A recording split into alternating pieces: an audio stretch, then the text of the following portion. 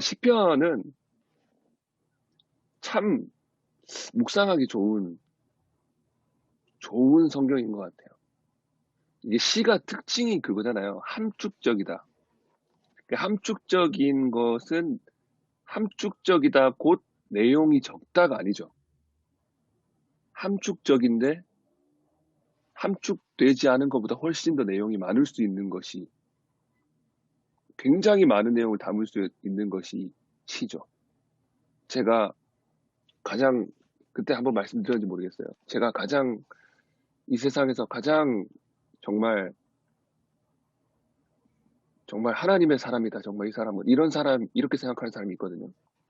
제가 학부 때 한 번 말씀드렸던 것 같아요. 학부 때 이 교수님이셨어요. 호델 패트릭 슐튼이라고. 네. 백발의 미국 할아버지십니다. 근데 이제 그분은 미국의 변호사이시며 법대 교수였으며 목사이시며 제가 학부 때 한국에서 오셔서 법을 가르치셨던 그런 분이셨어요. 그분이 이제 매일 수업 들어오시면 항상 시편을 펼쳐놓고 시편을 한 편씩 읽으십니다. 읽고 기도하시고 수업을 시작하시는데 시편을 읽고 막 울어요. 그분이 수업한 연수가 얼마나 많았을 것이며 얼마나 많은 수업에서 얼마나 많은 학생들을 만났겠습니까? 그리고 시편을 몇 번이나 돌아가지 않았겠어요? 계속 읽고 또 읽었겠죠. 매일 읽으니까. 근데 그럼에도 불구하고 읽을 때마다 그분에게는 감동이 되고 은혜가 되었던 것이죠. 시편의 강력함이 이것 아닐까 생각이 듭니다. 모든 성경이 그렇겠지만 읽을 때마다 새롭고 읽을 때마다 몰랐던 생각하지 못했던 내용에 대해서 다시 묵상하게 되는 굉장히 신비한 성경이라고 생각을 한다는 점을 먼저 말씀을 드리고요. 이 시편이 총 150편이잖아요. 시편이 총 150편. 여기 시편, 그러니까 시의 여러 가지 시들을 모아놓은 것이 시편입니다. 시의 여러 가지 시 한 편 한 편을 다 모아가지고 150편을 모았더니 시편이 됐다 이거예요. 이게 시편이 150편인데 이거를 크게 나누면 5권으로 나눌 수 있습니다. 5권. 1권, 2권, 3권, 4권, 5권. 1권은 그냥 들으세요. 1권은 1편부터 41편. 그리고 2권은 42편부터 72편. 그리고 3권은 73편부터 89편. 4권은 90편부터 106편. 5권은 107편부터 마지막 150편까지. 이것은 이제 후대에 이제 이 시편들이 모아지는 과정에서 이제 시편들을 하나하나 모으던 그 과정에서 자연스럽게 이제 어떤 이 저자에 따라서 저자가 누구인가에 따라서 가능하면 그렇게 모아서 편집을 한 것 같아요. 그렇게 이제 5권이 모여 있습니다. 이 저자가 굉장히 많아요, 시편은. 시편은 여러 명의 저자가 있는데, 그렇다고 막 수십 명, 막 이렇게 되진 않고, 시편의 사실 주인공이라고 할 수 있는 사람은 여러분 다 아시죠? 물론 시편의 주인공은 하나님이십니다만은, 이 시편에 등장하거나 이 저자 중에, 기자 중에 가장 주인공이라고 꼽을 수 있다면 당연히 다윗입니다. 다윗. 왜? 다윗이 시편의 반 이상 쓴 거예요. 150편 중에 75편 정도는 다윗의 시입니다. 그러니까 제1 저자가 있다면 다윗. 그리고 모세도 있죠. 모세는 딱 하나 있습니다. 우리가 잘 아는, 제가 자주 얘기하는 우리의 연수가 70이요. 강건한 80이라도. 신속기간이 우리가 날아가나이다. 10편, 90편. 요거 하나가 모세의 시입니다. 그리고 솔로몬의 시도 있고, 그리고 이제 우리가 많이 봐왔던 아삽, 해만, 에단, 뭐 이런 사람들, 고라 자손, 뭐 이런 사람들이 이제 나머지 시편의 저자들이 돼요. 그리고 한 47편 정도는 누가 썼는지 모르는 작자 미상의 시들입니다. 시편이 이렇게 여러 가지 시의 모음이다 보니까 시편의 특징이라고 할 수 있다면 이제 장 초에 그 시편 한 편 초에 표제어가 있어요. 표제어. 오늘 같은 경우에는 표제어가 뭐라고 되어 있죠? 고라자손의 시, 곧 노래 이렇게 되어 있죠. 시편에는 대부분 이 표제어가 달려 있습니다. 이 표제어에서 뭘 소개하냐? 이 시편을 누가 썼냐? 이 시편이 쓰여질 당시 역사적 배경이 어떤 것이었냐? 그리고 이 시편의 문학적, 음악적 장르가 뭐냐? 그리고 또 붙는 것이 음악적 용어가 붙습니다. 이런 거를 한꺼번에 잘 볼 수 있는 시편의 표제 예가 있어요. 시편 54편. 시편 54편을 한번 보면 이렇게 나와요. 시편 54편. 보면 이렇게 돼 있습니다. 제가 한번 읽어볼게요. 다윗의 맞쓰길, 인도자를 따라 현악에 맞춘 노래. 10사람이 사울에게 이르러 말하기를 다윗이 우리가 있는 곳에 숨지 아니하였나이까 하던 때에. 저자 나오죠. 저자 누구? 다윗. 장르 맞쓰길. 맞쓰길은 어떤 교훈하다 뭐 이런 뜻이 교훈집 뭐 이런 뜻이에요. 그리고 음악적 용어 인도자를 따라 현악에 맞춘 노래. 그리고 역사적 배경 10사람이 사울에게 이르러 말하기를 다윗이 우리가 있는 곳에 숨지 아니하였나이까 하던 그때에 다윗이 지어 부른 노래. 이 표제어에서 이 시의 정보를 알 수가 있습니다. 그리고 이 시편은 시다 보니까 또 형식이 있어요. 형식. 우리가 예전에 뭐 시 배울 때 했지만 여러 가지 형식이 있지 않습니까?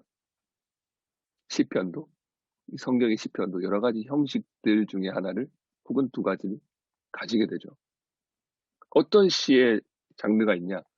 찬양시, 탄원시, 감사시, 등극시, 순례시, 시온시, 신뢰시, 제왕시, 지혜시, 저주시, 여호와 왕권시 뭐 이런 것들이 굉장히 많은 장르가 있어요. 뭐 저주시 뭐 이런 것도 여러분들 생각나는 거 있으시죠? 막 원수의 이빨을 꺾어주세요 뭐 이런 거, 쟤 좀 죽여주세요 뭐 이런 저주시. 저주시라고 조금 말이 세긴 한데 뭐 제가 이제 배웠을 때 교수님께서 말을 좀 순화하셔서 교수님만의 용어로 말씀하셨을 때는 정의식 집행 요청시 뭐 이렇게 이렇게 하기도 하셨어요. 정의 집행 요청시, 정의를 집행해 주시기를 요청하는 시, 쉽게 저주시, 그죠? 이런 형식들이 여러 가지 형식이 있습니다. 오늘 시 같은 경우에는 찬양시에 해당한다고 볼 수가 있어요. 그 찬양시 중에서도 오늘 시가 노래하는 것이 시온에 관하여 노래를 하고 있다 보니 시온시에 속하기도 합니다. 찬양시이자 시온시, 자세하게 보면 시온시라고 볼 수가 있죠. 이 여러 가지 장르 중에서 시편에 가장 대표적인 3대 장르가 있다면 찬양시, 그리고 탄원시, 그리고 감사시입니다. 시편 전체가 뭐냐라고 이야기를 한다면 당연히 찬양시예요. 찬양. 시편 전체의 주제는 찬양이죠. 그래서 아까 제가 이제 1권, 2권, 3권, 4권, 5권 있자고 말씀드렸잖아요. 그러니까 각 권의 마지막은 항상 찬양으로 끝나요. 각 권의 마지막. 그리고 시편 150편 마지막도 찬양으로 끝나죠. 이 시편의 전체에 결국 가장 핵심적인 전하고자 하는 메시지, 가장 핵심적으로 노래하고 있는 주제는 하나님을 찬양하자 이거예요. 하나님을 찬양하라. 그러면 더 구체적으로 시편이 당연히 하나님을 찬양하는데 하나님의 어떤 것을 찬양하냐. 그게 중요하죠. 시편 전체에 우리에게 굉장히 중요하게 관통하는 주제가 있습니다. 히브리어로 이야기를 하면 여러분 많이 들어봤을 거예요. 헤세드라는 말 들어봤죠? 헤세드. 여호와의 인자하심. 여호와의 인자하심. 이것은 많은 것을 포괄하는 단어인데 이 여호와의 인자하심이 결국 가리키고 있는 것이 무엇이냐면 하나님의 약속이에요. 하나님의 언약. 하나님이 인자하시다. 이 헤세드라는 단어로 시편이 전체가 우리에게 말하고 싶은 것은 하나님은 신실하셔. 약속을 지키셔. 언약을 지키시는 분이야. 그러니까 그 하나님을 찬양하자가 시편의 전체적으로 흐르는 주제라고 볼 수가 있습니다. 시편은 아까 말씀드렸듯이 반 이상 다윗이 쓴 거예요. 그러니까 다윗이 거의 뭐 주인공처럼 드러나거든요. 근데 이 다윗 하면 우리가 신학적으로 굉장히 성경적으로 굉장히 중요하게 생각하는 것이 있습니다. 그것이 이제 뭐 다윗이 왕이 됐다, 뭐 골리앗을 물리쳤다, 뭐 이런 거는 이제 우리 주일학교 때 얘기 들었으면 됐고, 이제 이 다윗 하면 우리의 성경 전체에서 굉장히 중요한 게 뭐냐면 다윗 언약이라는 게 있어요. 다윗 언약. 굉장히 중요한 주제입니다. 그게 이제 사무엘 하 7장에 나와요. 사무엘 하 7장. 제가 잠깐 읽어드리도록 하겠습니다. 사무엘 하 7장 11절 후반부터 제가 읽을게요. 여호와가 또 내게 이르노니 여호와가 너를 위하여 집을 짓고 내 수완이 차서 내 조상들과 함께 누울 때에 내가 네 몸에서 날 내 씨를 내 뒤에 세워 그의 나라를 견고하게 하리라. 그는 내 이름을 위하여 집을 건축할 것이요 나는 그의 나라 왕위를 영원히 견고하게 하리라. 나는 그에게 아버지가 되고 그는 내게 아들이 되리니 그가 만일 죄를 범하면 내가 사람의 매와 인생의 채찍으로 징계하려니와 내가 내 앞에서 물러나게 한 사울에게서 내 은총을 빼앗은 것처럼 그에게서 빼앗지는 아니하리라. 내 집과 내 나라가 내 앞에서 영원히 보존되고 내 왕위가 영원히 견고하리라 하셨다 하라. 이것이 다윗 언약의 내용입니다. 다윗이 하나님한테 말했어요. 하나님, 다윗이 왕이 되고 보니까 자기가 왕이 된 게 하나님 은혜 아닙니까? 나는 왕이 돼가지고 좋은 성전에 살고 있는데 우리 하나님의 법궤는 아직도 천막에 있는 거죠. 장막에 있는 거죠. 너무 마음이 아픈 거죠. 하나님을 사랑하는 이 다윗이 너무 마음이 아픈 거예요. 그래가지고 하나님한테 기도를 하는 거죠. 하나님, 하나님의 그 법궤는 저 바깥에 텐트에 있는데 하나님 제가 이 성전에 혼자 어떻게 살 수 있겠습니까? 하나님 제가 하나님 집 짓고 싶습니다. 하나님 제가 하나님 집 지을 거예요. 기도를 하죠. 하나님이 말씀하십니다. 아니, 내가 네 집 지어줄 거야. 그 집 영원히 무너지지 않는 영원한 견고한 집을 지어주겠다. 이것이 다윗 언약이죠. 하나님과 다윗이 언약을 맺었습니다. 근데 이 시편을 통해서도 알 수 있고 우리가 성경의 역사를 통해서도 알 수 있지만 하나님과 다윗이 맺은 언약, 다윗은 지킬 수 있다 없다? 다윗은 못 지켰습니다. 그렇죠? 하나님 시편 뭐 이런 내용들 보면 하나님 내가 정말 헤세드 인자하심 하나님의 인자하심과 같은 하시드 인자한 사람 하나님의 언약을 지키는 사람 그런 사람 되고 싶습니다. 다윗은 원하고 또 원했지만 다윗은 그런 하나님과의 언약 지킬 수 있는 존재가 아니었다가 성경 전체 그리고 시편을 통해 드러납니다. 다윗이 얼마나 연약한지 다윗이 하나님을 얼마나 사랑하는지도 시편을 통해서 드러나지만 동시에 다윗의 연약함도 드러나죠. 근데 그것으로 끝나지 않고 다윗은 언약 못 지킨다. 근데 하나님은 끝까지 지킨다. 그러니 하나님은 헤세드의 하나님, 신실하신 하나님, 약속 지키시는 하나님이다. 그러니까 우리는 하나님 믿을 수 있다.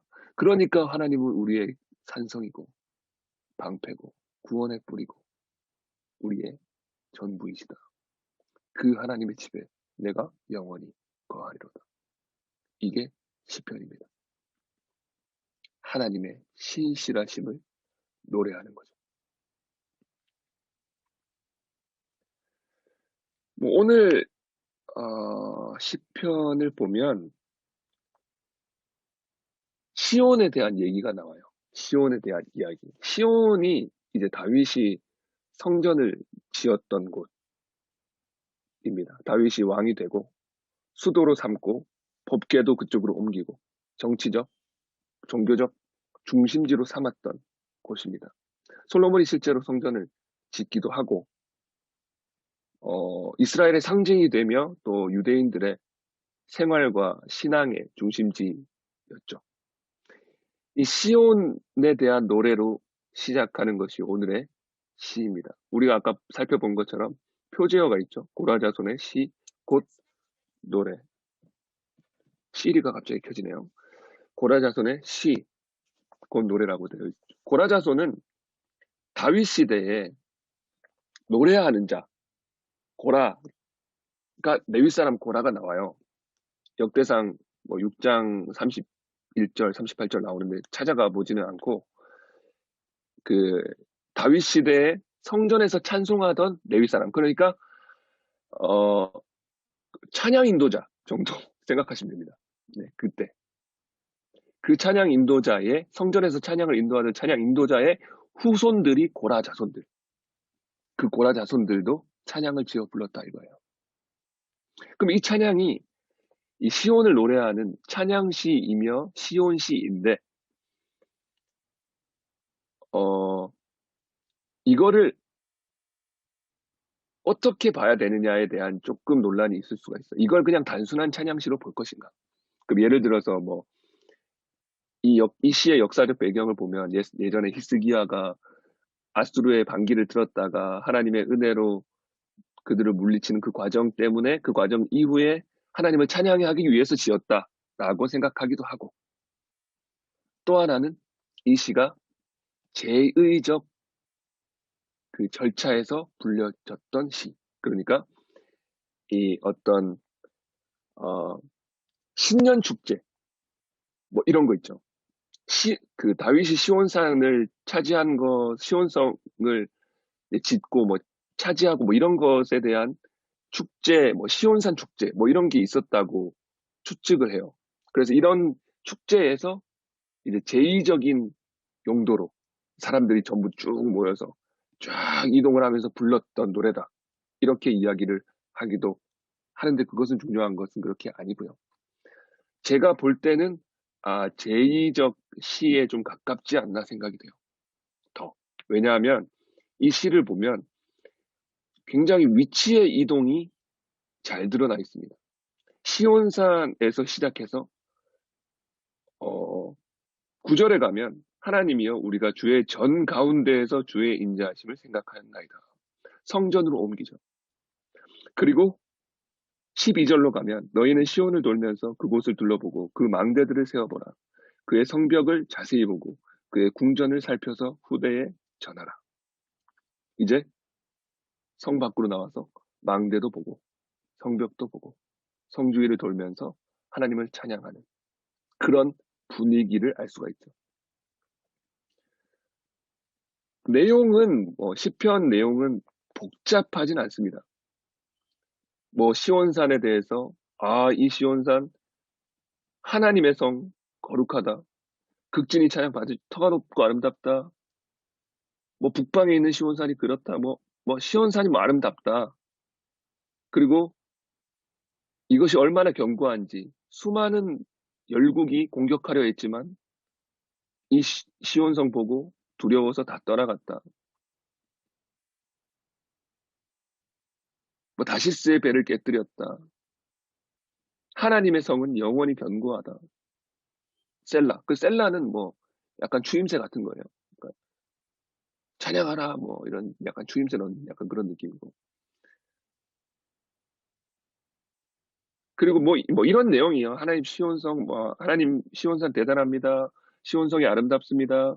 표면적으로 이렇게 이야기하면서 결국에는 이 시온 성의 주인이시고 시온산의 주인이신 시온의 하나님을 찬양하는 거죠.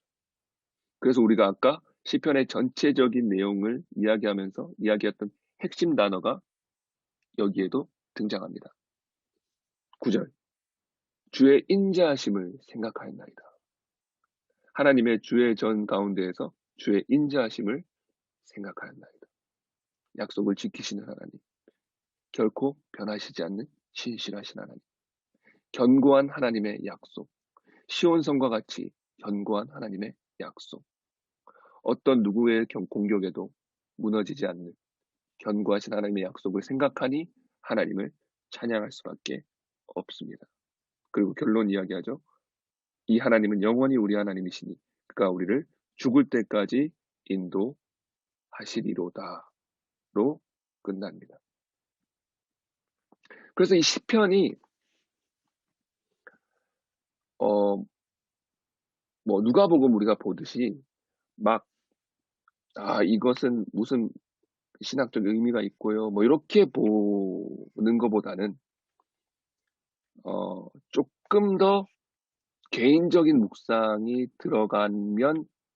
들어가기 좋은 본문들이에요. 뭐 신학적으로 얘기를 하면 뭐 여기 이제 막 보다라는 단어로 막 이렇게 이걸 또 물고 내려가는 막 그런 또 그런 게 있어요. 또 여기 자기 요새를 알리셨도다 이게 사실은 보이시다라는 뜻이고 또 왕들이 모여서 함께 지나갔으며 앞에 보라라는 단어가 사실 생략되어 있고 그 보라 하나님의 위엄을 보라 하나님의 신실하심을 보라 뭐 이런 그리고 마지막 결론에도 너희가 세워 보라 자세히 보고 뭐 이런 이야기들이 나오는 이 사실은 처음부터 끝까지 이제 보라는 단어로 이렇게 쭉 연결해가고 이제 관통시키는 그런 형식을 갖고 있다. 뭐 이런 신학적 이야기들을 우리가 나눌 수도 있지만 그것보다는 이제 시편을 읽는 그런 그 즐거움을 살려서 조금 더 개인적인 묵상 쪽으로 조금 살펴보는 것이 더 좋지 않을까라는 생각이 듭니다.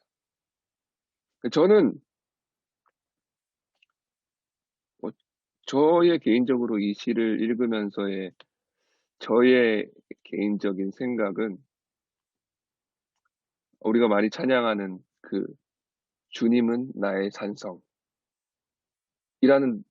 이 찬양이 가장 많이 생각이 났어요. 하나님은 우리의 산성이시고 견고한 성이시고 우리를 지키시는 분이라 시편 기자가 이야기한 것처럼 만국이 공격한다 할지라도 결코 무너지지 않고 우리는 그렇기 때문에 두렵지 않다. 왜냐하면 하나님의 약속은 반드시 지켜지고 하나님의 신실하심은 결코 무너짐이 없어서 나의 삶에 수많은 공격들이 있을 수 있고 만국의 공격을 받는 것처럼 수많은 상황들이 나를 애워쌀 수 있지만 내가 견고히 서서 하나님을 찬양할 수 있는 것은 강한 성과 같이 견고한 하나님의 약속이 나를 영원토록 지키시기 때문이다. 하나님이 우리의 영원히 하나님 되셔서 죽을 때까지 우리를 인도하실 것이기 때문에 우리는 안전하고 하나님을 찬양할 수 있다. 정도로 저는 묵상을 했습니다. 네, 여기까지 신편의 개괄부터 해가지고 조금 오늘 시편까지 조금 간략하게 살펴보고 저의 개인적 묵상을 나누었습니다. 혹시 이 시편을 슬쩍 보고 난 후 여러분의 개인적인 어떤 마음에 남는 묵상들이 있으신지요?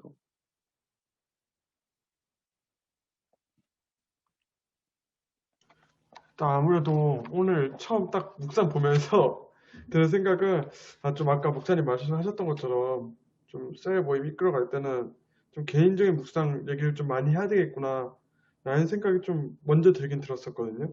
먼저 들었는데 중간에서 이제 조금 약간 중간에 좀 어떻게 할까 좀 생각되는 부분이 중간 파트 이제 4절부터 8절까지 이제 열국의 침략과 좌절 파트가 있잖아요.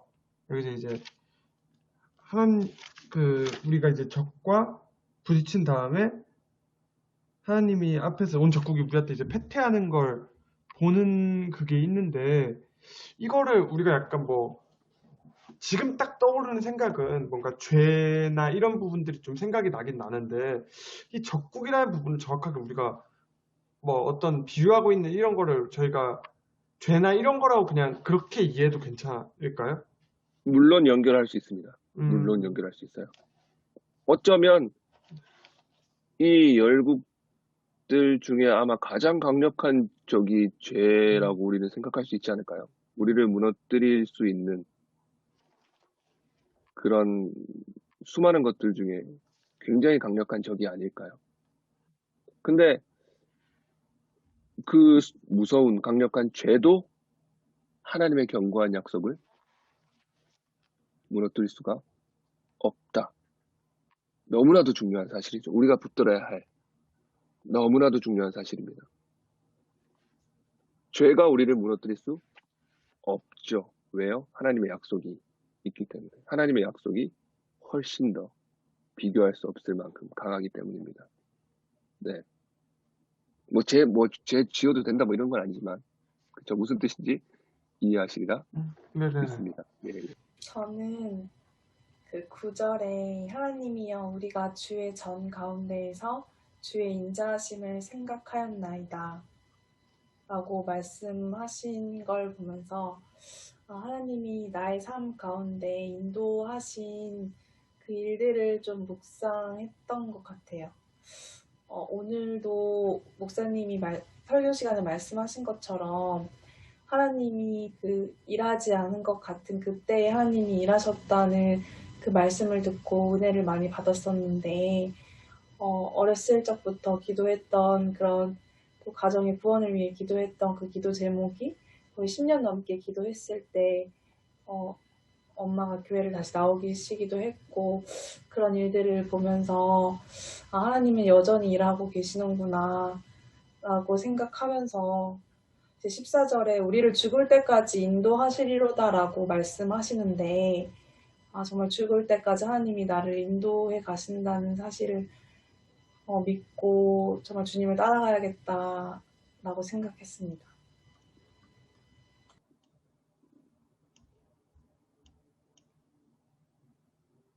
삶과 연결되는 너무나도 좋은 나눔이었었다고 생각합니다.